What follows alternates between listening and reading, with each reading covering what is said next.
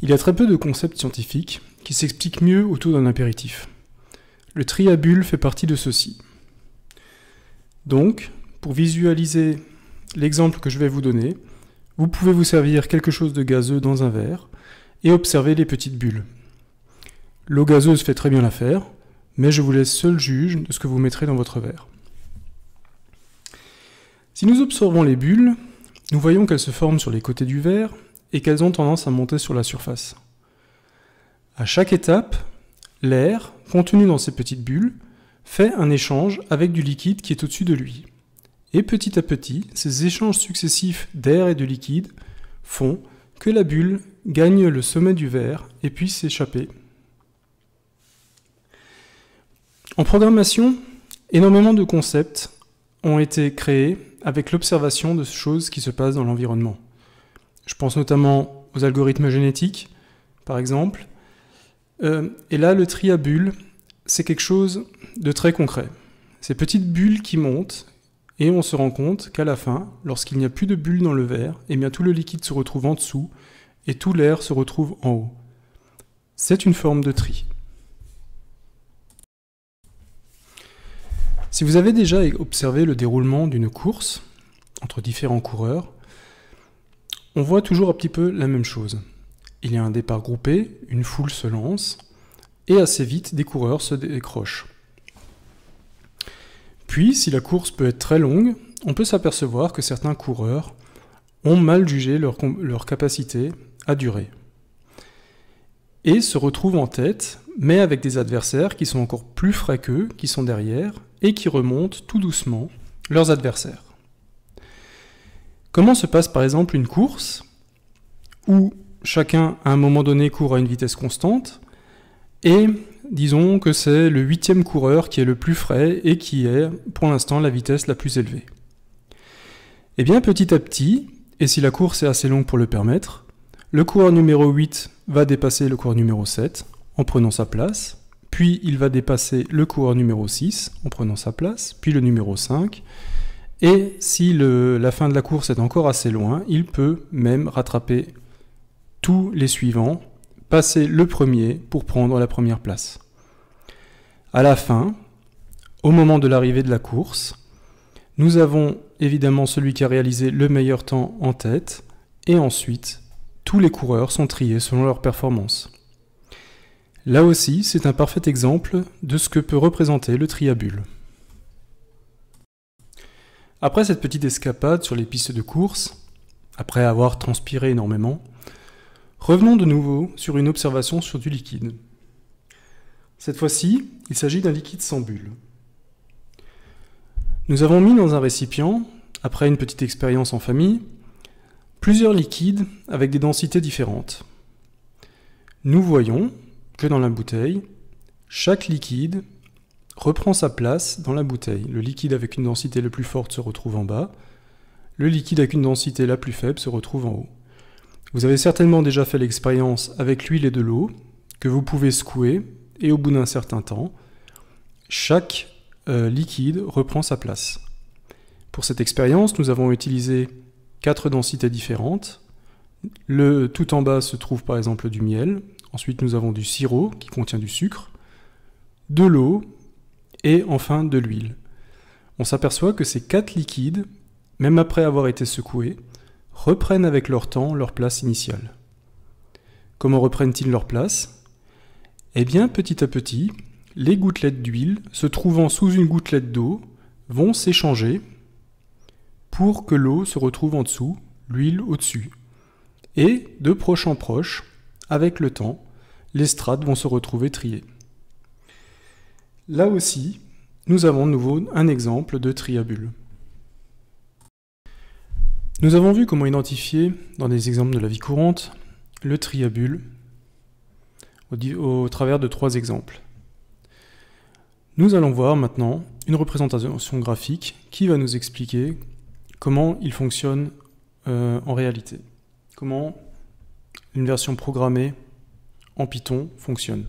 J'ai utilisé Pygame, la librairie graphique de Python, pour produire ces graphiques. Donc nous lançons un tri sur un tableau de 15 valeurs, pour lequel j'ai volontairement ralenti le tri, et indiqué systématiquement en vert quelles sont les valeurs qui sont échangées à chaque étape. Donc nous partons d'un tableau non trié, et nous voyons que l'algorithme compare 2 à 2 deux valeurs, et les inverse s'il se rend compte que la valeur de droite est plus petite que la valeur de gauche. Arrivé à la fin des valeurs, il repart à gauche depuis le début et recommence. Tant qu'il est capable d'inverser deux valeurs, il continue. On voit que la partie de droite commence à être triée et on arrive bientôt à la fin. Voilà. C'est un algorithme qui se termine donc quand plus aucune permutation n'est possible, c'est-à-dire quand il n'existe plus d'élément qui a à sa droite un élément plus petit que lui. Reprenons cette fois-ci l'exemple du tri à bulles, mais cette fois-ci avec plus de valeurs. J'utilise maintenant un tableau de 50 éléments et j'ai accéléré le rythme des permutations pour se rendre compte comment cela se passe à grande échelle. Je lance le programme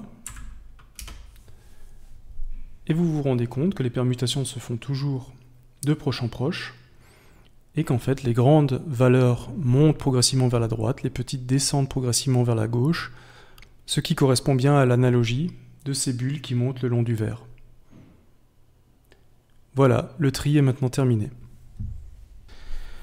Nous avons donc vu comment le tri à bulles peut être perçu dans des exemples de la vie courante, et nous venons de voir aussi comment le principe fonctionne par permutation, de proche en proche, pour faire remonter les éléments du poids le plus élevé vers la droite, du poids le plus faible vers la gauche.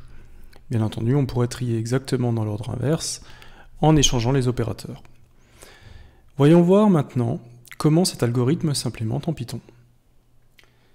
Je pars d'une liste de nombres entiers, visiblement non triés, dont les éléments sont 11, 39, 9, 2, ainsi de suite. Je commence donc par définir ma fonction de tri à bulles.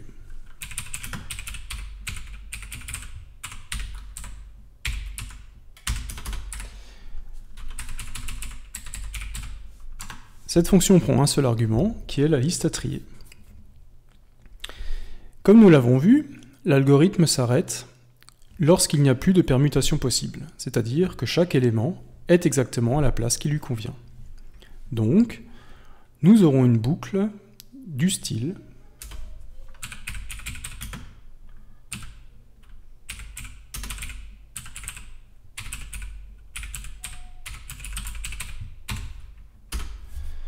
tant que quelque chose change, on continue à faire un traitement.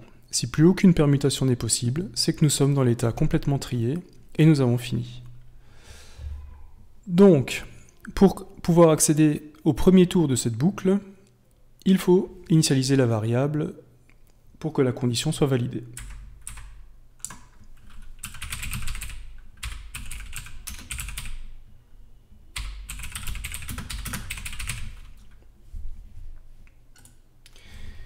Le premier tour, donc, nous mettons dans la variable que quelque chose a changé pour pouvoir entrer dans la boucle. Maintenant, tant que quelque chose change, que faut-il faire? Eh bien, il faut considérer chaque élément du tableau.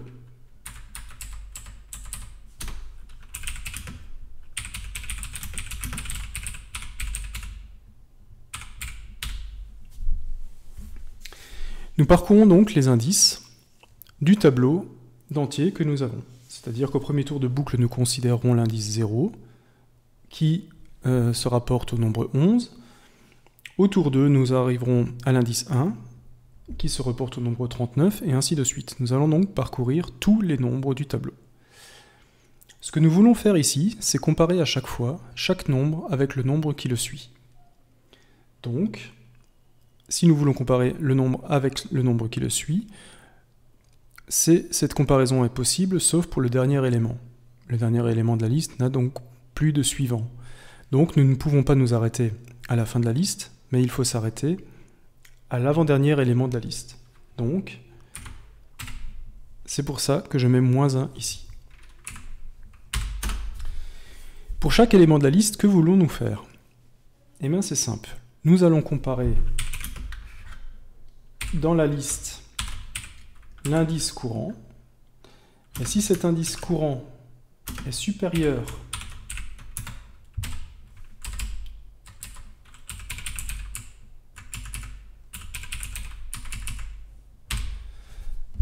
si le voisin de droite est inférieur à l'indice que nous sommes en train de trier, typiquement, je prends l'exemple, dans le premier cas, dans le premier tour, nous allons comparer 11 à 39. 11 est inférieur à 39, donc il n'y a pas besoin de permutation. Dans le deuxième tour, nous allons comparer 39 à 9. Cette fois-ci, 9 est inférieur à 39. Nous allons donc échanger 9 et 39.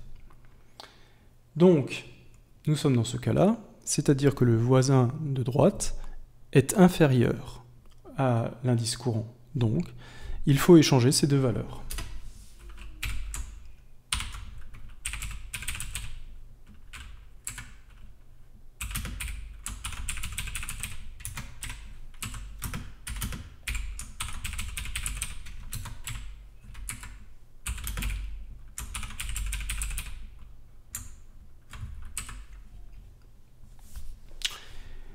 Voilà, donc petit à petit, nous allons échanger de proche en proche pour que les éléments les plus élevés, à chaque fois, progressent comme des petites bulles dans un verre vers le sommet. Il faut aussi décrire ici que si nous avons fait une permutation, c'est que quelque chose a changé.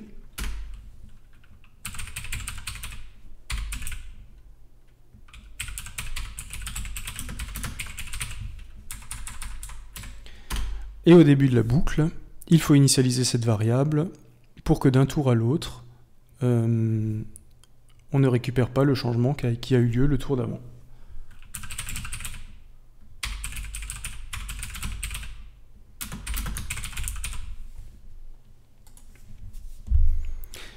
Voilà, nous avons donc une fonction cette fonction a été écrite, et elle va échanger de proche en proche, à chaque fois, les éléments si l'élément de droite est inférieur à l'élément de gauche, et donc, avec le temps, rétablir l'ordre dans le tableau.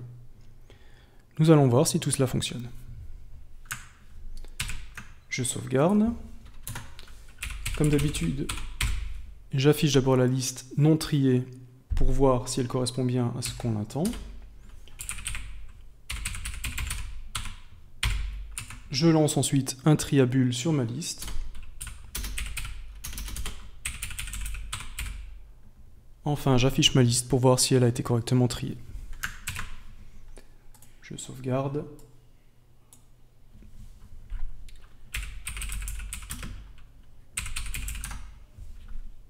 Et je lance le programme. Voilà, comme on pouvait s'y attendre, la première ligne indique le tableau non trié tel que nous l'avons défini en entrée. La sortie affiche un tableau trié avec l'algorithme du tri à bulles. Ce qui est fascinant dans la programmation, c'est que souvent, face à un problème donné, nous pouvons nous baser sur des observations qui sont effectuées dans d'autres domaines pour trouver une solution. Par exemple, on peut regarder ce qui est fait en biologie, ou en mécanique, en physique, ou même tout simplement ce qui se passe dans la nature ou notre environnement.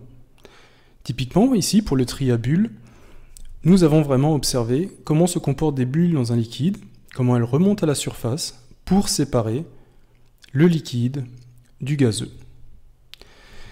Le tri à bulles proprement dit, même si on comprend facilement l'idée qu'il est facilement codable dans un langage comme Python, est finalement un tri qui est très peu utilisé. En effet, comme vous avez pu le voir, il demande un énorme nombre de permutations pour arriver à ses fins. Les éléments sont comparés à chaque fois avec leurs voisins, et il y a un énorme nombre de comparaisons. Du coup, ce tri n'est pas du tout utilisable lorsque le nombre d'éléments devient très élevé. Là encore, nous allons voir dans les prochaines vidéos des tris qui sont beaucoup plus adaptés à un nombre d'éléments élevé. Sur ce, je vous laisse avec votre boisson gazeuse, si vous ne l'avez pas encore terminée, et je vous souhaite une bonne journée.